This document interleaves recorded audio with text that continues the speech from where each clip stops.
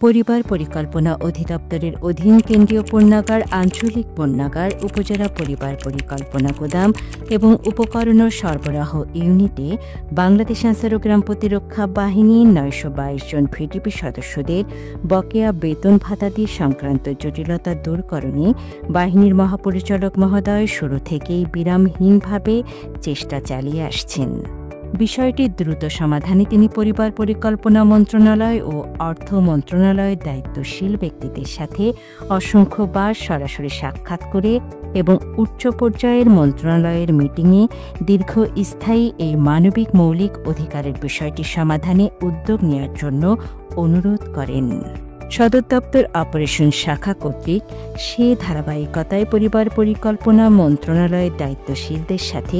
বারংবার সাক্ষাৎ করে জরুরি ভিত্তিতে ভিডিপি সদস্যদের বকেয়া বেতন ভাতাদি পরিশোধে কার্যকর ব্যবস্থা গ্রহণের অনুরোধ করা হয়,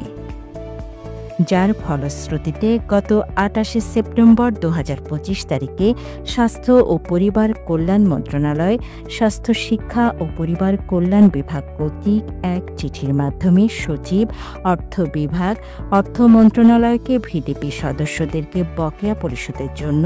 প্রয়োজনীয় ১৯,৮১,৯,৮০০ টাকা রাজস্ব খাত হতে পুনরুপযোজনের মাধ্যমে বরাদ্দ প্রদানের নিমিত্তে প্রশাসনিক অনুমোদনে ভূতাপেক্ষভাবে সম্মতি প্রদানের জন্য অনুরোধ করা হয়। ইতিমধ্যে বাহিনী প্রধান গত ২৮ সেপ্টেম্বর ২০২৫ তারিখে অর্থ সচিব মহোদয়ের সাথে সরাসরি সাক্ষাৎ করে মানবিক এই সমস্যা সমাধানে আবারও বিশেষ অনুরোধ করেন।